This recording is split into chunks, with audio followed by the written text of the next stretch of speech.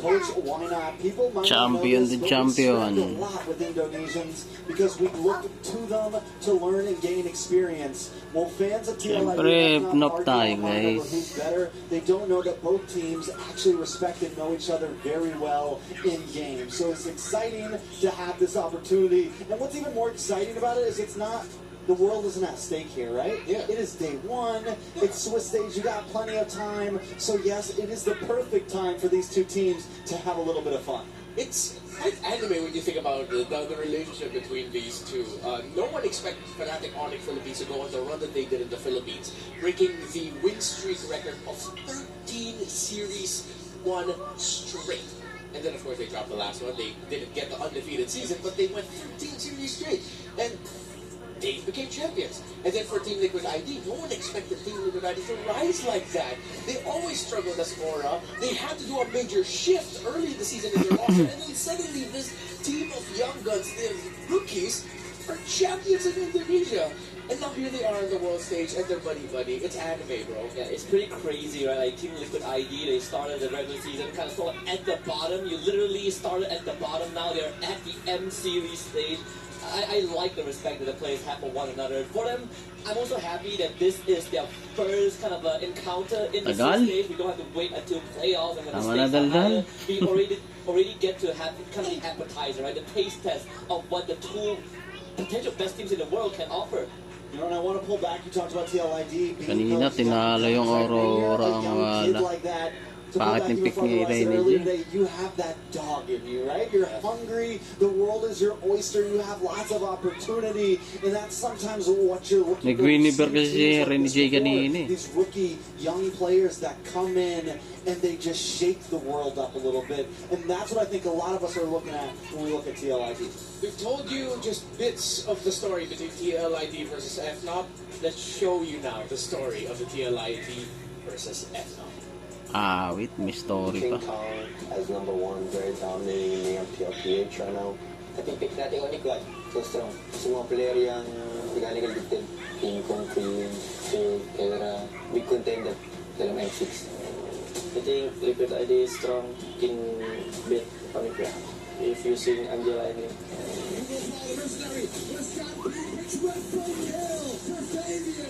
Team Liquid ID.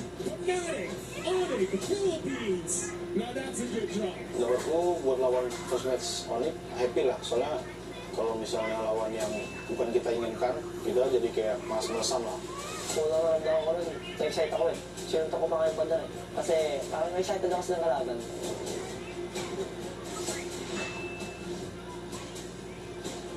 Mereka pengen melihat champion versus champion kan, jadi kita Champion versus champion. For me, I got excited because I'm gonna have to face Fabian. Fabian, you should watch yourself when we get into the match. Ay nasa loki 5 kali lah, dia don't talk too much lah, just pushing game. Siapa? Lucu, jangan kaget aja nanti kalau misalnya gue bantai dari limit dari game nggak ada nafas sama sekali.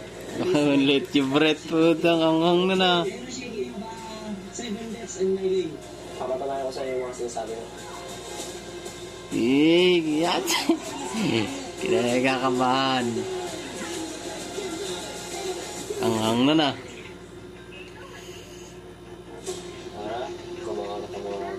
I want to fight you, I want to defeat you. Mga tayo mayamang ti, oh. Yamang yung Aaron eh. I mean, we talked about these two as friends. Now, it's time to talk about them as fierce competitors. Team Liquid ID versus Fnatic Onyx Philippines. We've set up a good amount of the baseline. I think it's time to go into a little bit of a deeper analysis. So let's go off something that Skyler said. Angeling. You know the weird thing is, my memory might be serving me right. So I think we actually got to see Angeling give it to the LID when they went off against each other in SPS. But in case I'm misremembering, let's just put it as you think it would be wise for TLID to go Angeling. Would it be wise? I mean, I personally want to see it, but looking at kind of Boma, super friends in the mid lane, King Kong in the jungle, and of course Kirk in the XP lane doesn't get any better than this. For me, I'm looking at King Kong, man. He has covered as the gold standard for gold lane. King Kong feels like the king of the jungle right now. Unparalleled performance, super fast with the tempo, but also the macro knowledge that he brings to the game really elevates Fnatic Onyx Philippines when the game goes late. Fanatic Alongside King Kong, Onyx. one of the reasons why King Kong can shine the way he Isa na yata. with the efforts of Brusco and Eto everyone na else, guys. in the mid. Super Friends, when they saw each other in SPS, of course, Fnatic Onyx Unang pasilip. Liquid ID. That's because Super Friends Kabado na yun, off in that series and Tatawa ka pa, Bachoy, ah. Chat with Fabian, and we asked him any message to them. Kabado na yan. Ako namumutla na. Oh. What he replied was, Hey, yo, King Kong. I won't kill you in solo lane. ooh. But be honest, we are low-key friendly with each Namumutla other. na. Oh.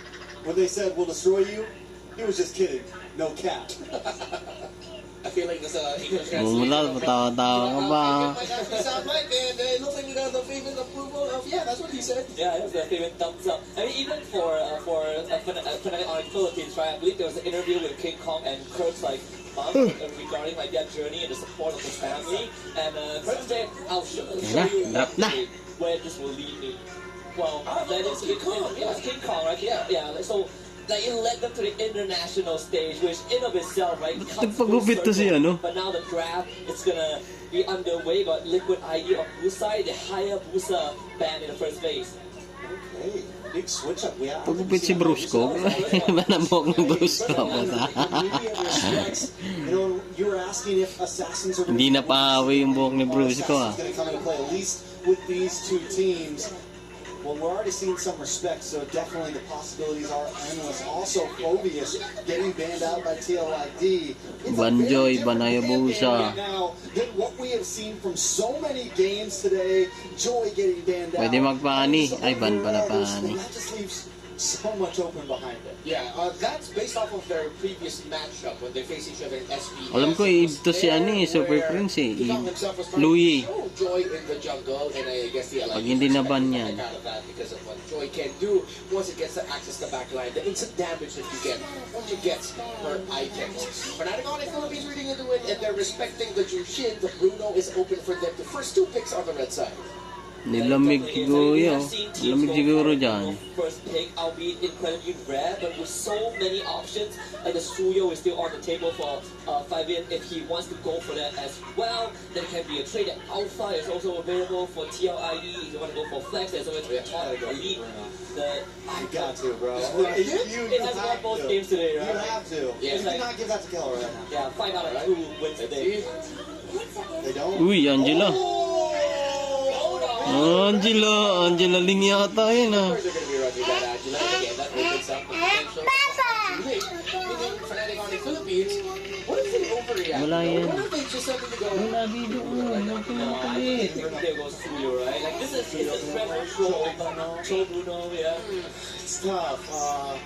It'd be crazy if they pick up Link now. Definitely Bruno, but they might even actually consider Super Fritz Valentina, you know, like the hard guard is still. taking Alpha. Yeah, Alpha. Oh, they go Hilda. Hilda? Banhilda. Ay, They Hilda. respect the Hilda of Iron. Again, he is the Hilda guy, so Yeah. push the shit. Yeah, Suyo. Suyo na naman. No Bruno. Bruno. No We don't care about no Bruno. We got to kill that. We got Dapat Alba na lang. Yeah, if you like to pick up the Bruno here, perfect. And then Matrix might be the answer. Suyo eh. Nerf Suyo eh. Still open. Okay, But there is some Sabi na, Angela Ling oh. that can reach the Bruno, right? Like the entire day has been who do you pick to reach that backline and take out the Bruno? Right now, TLID already have some tools to make it happen. Yeah, so now they have to think about it, right? What goal laner do we really want? We want something that can definitely move around. We want something that can escape that attack that TLD might just try to put pressure on. I do like the fact that they pick up this Hilda, kind of knowing, because once you see the Angela, you know the Link's coming. You know some sort of assassin is coming, so they pick up the Hilda, someone that can be aggressive. It's kind of worrisome though. You see the Suyo, you see the Hilda. How does Ling Uy, Louis. pressure in the early game? Whoa. Now a Louis. Patay kayo dyan, Louis. Even more aggression behind it. Wow. Oh my goodness, they're giving each other signatures, man. That goal lane is so open, right? Like Open I yung think you Louis. just start hammering goal laners at this point. You got two bands on each side. Both teams haven't revealed any of that kind of main carries yet. Yeah, you go for the gold lane matchup trade. And I have this feeling that we're actually already seeing the roam of Brusco. So whatever the EXP leader of FNOP is, it's either going to be something along the lines of a CC or something along the lines of a Drizzle or an Edith later on. Another thing you have to consider for FNOP is when they have the low E, they love pairing that up with a Claude. If it's not going to be the Claude, which, I mean, if they decide not to go for the mid to the late game strat, they might actually do something like anyone that deals magic damage really might be okay.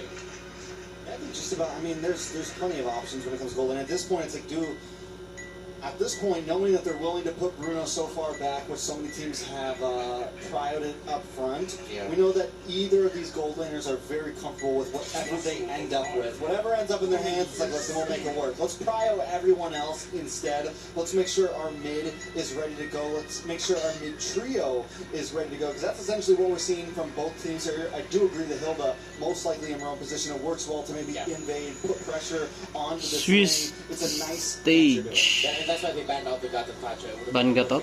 Partner alongside the Hilda who might need the help with another tanky front line.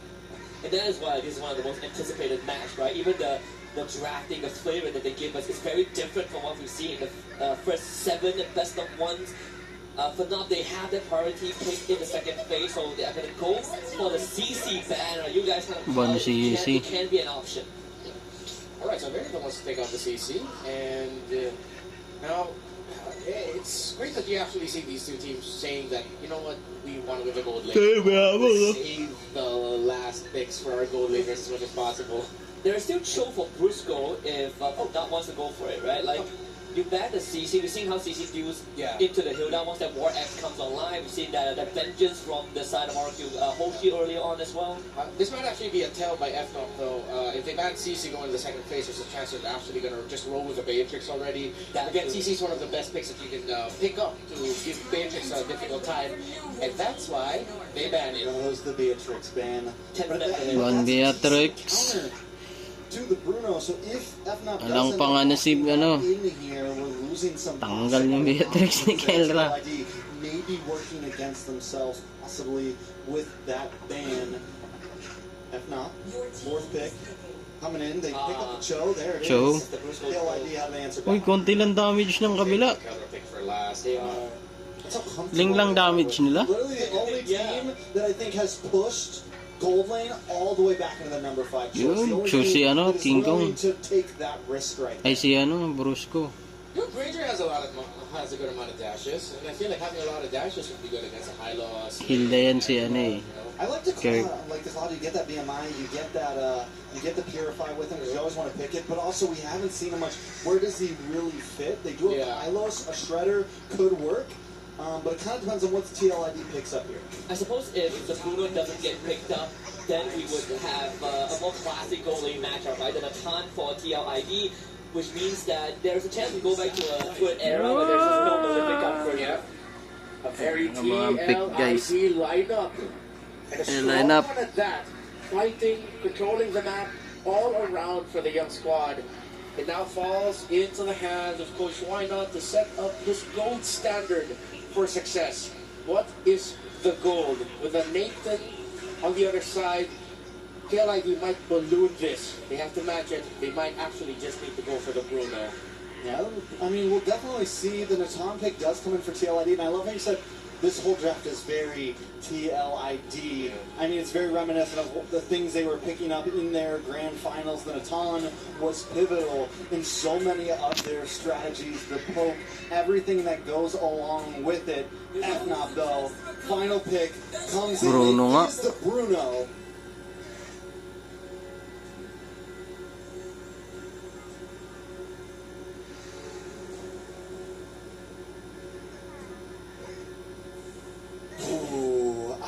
Give me a team. Give me a team. FNOP. FNOP? Husky? I'm feeling FNOP. Alright, I'm the panel host, I don't need to give my prediction. I like both. You know what, I'm not going to go do that. Something about it tells me the TLID lineup is very, it's fierce. I'll give it that. So, Mirko, bring it up. Why don't you give us your picks? Thank you so much to our panelists. We're down to the last match for round 1 of the Swiss stage. give us our choices according to MR. What do you think? I'm gonna have to go for F-Mop. Wow, that's You? surprising. What about you? I will also say F. Oh, Ipnop pa rin silang ipnop. oh. Yes, sir. If you know, you know. Yes, sir. I mean, again, this still is the battle of the champions. The much Battle of the anticipated champion, game for guys. today. Oh. So we'll see how it goes because Kaso kasi, Battle has already mentioned it. nerf na kasi tong ano eh. With the picks that they have on Coke. Here it is, Balik ladies and meta na kasi tong gentlemen. Ling eh. Into the dawn we go. Fabian on a signature Kasi itong ano, Suyo, nerf eh. And it's so crazy that both these teams are like, you know, the meta, let's go with our comfort. Yeah, and don't forget Oh, complete all Patay na agad Bruno. Goose go, wait, Goose for the flicker. Also going on right now, Ricky Cooper. Patay ka! Patay ka! Patay ka bro! I should have prepared myself for all these actually. I mean, there are a few earlier with the way they were able to play the game, but Fnatic on Philippines, they get the first blood. And, First blood yung... The first blood yung all mayabang. the actual stats during the event to claim all these amazing rewards that we could get, including the state, the statue, the position, yeah, but then Muntik na rin dun si Gelra. the game, Fnatic on Philippines, they were able to draw first blood against him with ID. Really decisive from Gusto there, really the flicker. Really solid stuff here, starting things off for F1. Ay, nagnanakaw ng bapo. So, Keller really wants to get the Lingen going. Also, the Bargain Hunter, right around, she's going to get those items a bit earlier. It's a weakness finder, so Aaron's Nagnanakaw ng bap. eliminating of his as well. You know, usually we see a bit of a safer choice, especially after they do like, but no, for Aaron, it's all about that witty. 1-0 na guys. There, but it flickers out, you know. I mean, if we, or if a lot of fans had a choice, I think they really want a solo camera, just focus on the laning for the gold laners here, for both Aaron Shiki and Geldra. Ayun na kaya Turtle. All the things they said prior to this matchup before meeting each other here, it's not about Ipnop na ako guys. Turtle. No trades whatsoever even. For Team ID so far. It looks weird, but this is actually how Team ID play. Just like their draft, you know, not really the super meta draft right now, it's super unorthodox. And that's the way they actually won NPL Indonesia. For FNOP, they're doing what they did to win NPL Philippines. Right? They're controlling neutral objectives, controlling the early game, and getting tempo around the map. For Team Liquid ID, it's all about waiting for the power spike of Aaron Shiki and Fabian. Once they have that, they will decide to fight. But before that, they will not fight. They will give away, concede all the neutral objectives that they have to wait for that. Patience is the key.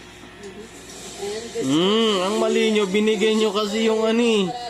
Binigay nyo kay Super Prince yung Louie. and that's 2K now for Fnatic on Philippines. That's what's dangerous. Yun ang mali nyo dyan.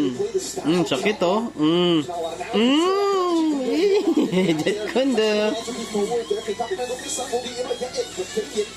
Ulti. Pakak. Pakak. Oh puta na pitas Bruno. Angas. And that was Fabian deciding that he wanted to fight. So her friends, they versus play, but Kirk! Kirk will be able to get the kill, gets out as well. Now he has kill. Teka, natalian. Super Prince. See the healing coming down, stuffed up as well. Witty. Ay, nabuhay pa. Gets out with the flicker as Ay, nabuhay pa. Khalid. Si Wendy. For both Fnatic Onyx Philippines and Team Liquid ID. Masim sila dun ah. Imagine transitioning all the way from the gold lane to the mid lane and still seeing the action take place. But could this be another Masim. that'll go into the hands of Fnatic Onyx Philippines, or has Fabian already decided that he really wants to go and fight from this point on? I think they should be able to actually fight it out, right? It really depends on the position that they have here. Fabian's obviously going to be more concerned about the camps and getting that level lead. I just noticed the Super Friends Turtle. By the way, that's something new. So far, low E, we've seen what in range mostly in the edition. So he's going for more sustain on this. Well, it seems like it. I think we were able to see this from Rims earlier, but that's with Juice. So you could like play around it a lot more. But this is a Luigi though. Securing the talisman as well. So Patay si Kirk. I'm starting to believe that that might just be Buhay that pa. here. Like, they will sustain everything. Diversion. Behind a run. What? He gets away. So now they know resources are down for Fnatic Onyx Philippines. Bug! Atay ka! But that's the Khalid right there, just heal back up. Medyo masakit yung Hilda.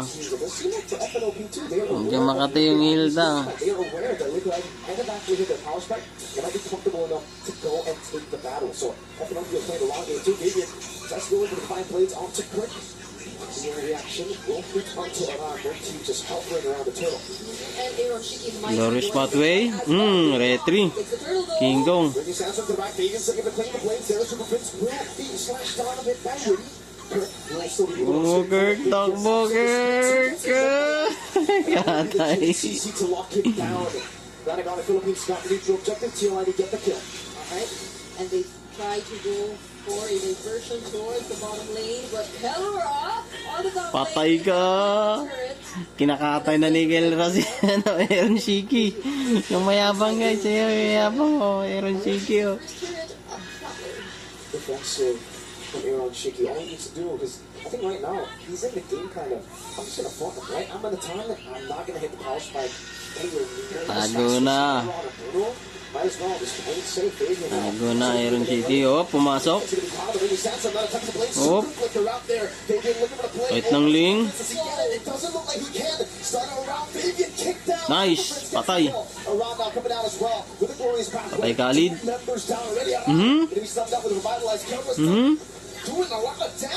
Brusco. Grabe kilo. Pakak. Patay Aaron Shiki guys. Tinipi. Oh wait, there's a diversion there. Emerson, patay ka. Okay. Yeah, Skill might be able to survive this, but still that was a triple kill.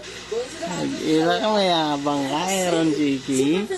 being able to survive all that, I mean, he went for the warrior boots as well. That's aside from the great smite and all the shields that he got. Binigyan niya yung Luyi. Masakit Luyi guys. This is pressure coming in from Fnatic on Philippines. It's ridiculous pressure. They have so much of a power spike here in the second. Nice score. 3-7. Because they got the first 2 neutral objectives. At Team Liquid ID, despite the fact that they've tried to go for these plays, they are just not dealing as much damage as FNOP at this stage of the game, and FNOP know it. Now it's time for them to start going onto the turtle and forcing fights over. Kinama ako Turtle. King Kong pa rin. Patay ka. Patay Khalid. Patay Khalid. Sa blue. Oh, patay ka.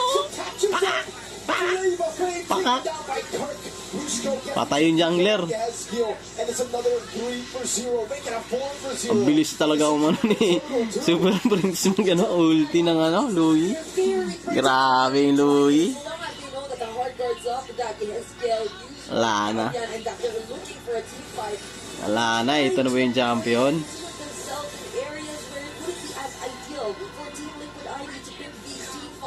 And now that they have so much to consider, the bounty that's in the hands of Kelra for sure at this point in time, even Brusco. Pakak na sipa. Putik. Patay ng Dumigit sa pader. Oh man, Fabian is not getting space to farm. King Kong is already 3 whole levels ahead of Flavor Fave. Wala na guys. Masakit na rin yung Bruno. 4-0-3. Aggression coming in from Fnatic on Philippines. Kelra has all the space he needs, has all the space. Mukhang maaga din matatapos. I really have to commend Brusco for creating all that. All the while we thought that Team Liquid ID were just really waiting for their timing. Now, would they be able to still find that at this point? Mukhang igagaya sa KBG to. Sinaglit lang ng RRQ. Diversion? Okay, to the back. It's a scare tactic for FNOP. They're threatening Team Liquid ID. Back pala yun. And it's discipline, of course, for Fnatic Onyx Philippines right now taking hold Kuha of blue that. ba? Wala na. Hindi na makakapag-blue. Wala na boy. Lord na lang. For Team Liquid ID, even if they do decide to get out of their base, if they do decide to attempt for the macro, the global presence that Fnatic Onyx Philippines has right now, their ability to just find their way towards those targets whenever they gain even the least or the slightest bit of information. it also probably just Team Liquid ID a lot more things to consider whenever they actually want to think and go for a play. So now it's Secure na yung Lord. Sakit, oh. Man, not even in their own jungle can they farm up. He's been stuck at this 4 level at deficit for a while now, and now the Philippines, they're showing no signs of stopping. They want to continue to just suffocate Liquid ID inside their own base. You can see there's another attempt there to actually steal it. Maybe we'll get level 12 finally, it gets out from that 4 level lead back to this 3 level lead. But now you can see a player heads ahead. Oh no! Ouch! I mean, KDA, however given, we're seeing the kill spot, but then the gold per minute. Grabe, laki ng lamang, boy, oh. Laki ng lamang. Liquid ID and Wala na, kumakatok na. so now, oh no, this isn't looking too good for all the Kumakatok na. Team Liquid ID, they get one down, possibly even Yung dalawang tore na butas, ay tatlo na. Ay, tapusin na yata. Nasipa pa.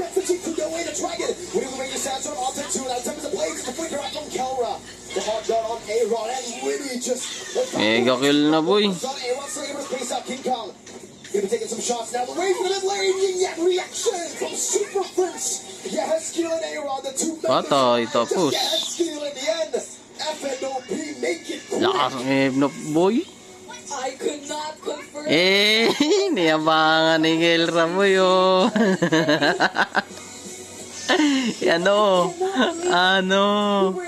Ano, mayabang ka? Oh, tino. Yeah, tinayon eh. Boy. Na, boy. Every little thing that they were able to abuse in MPLID. Angas boy, oh. Angas boy. These players too. They knew what was gonna happen, it seems. What a showdown.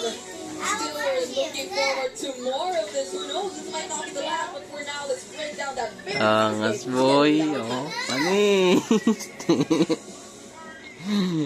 Super family. That's what we call Fnatic Onyx Philippines back home in the Philippines. And you got to see why if you're not familiar with Init, the game. boy. Every one of them knows the role that they need to fulfill to win the game. And against friends, Friends, hindi mo naman akong friends yun. Tayo nila. Like Diesel once said, family is everything. You have family, you can come back to life even if you wish to. But I just want to quickly call back to a question I asked you earlier, Redma. You said that, is it good is it good for TRI to go for the Andrew Link? And I express my concern with the patterns of drafts we see today. It's all about fast draft, go early and end the game. Andrew Link plus Natan screams late game, and Fnatic didn't let Sakit kasi yung Louie. Binigay nila yung Louie. Yeah, man. FNOP did what everyone else has been doing so far. They picked the picks that have been working. TLID did more of a throwback back to their championship. Wala guys, ginawang champion. A little bit short. Am I counting it out completely? Do I think that Ginawang is not a possibility in the future? No, I'm not. I think it's definitely something that could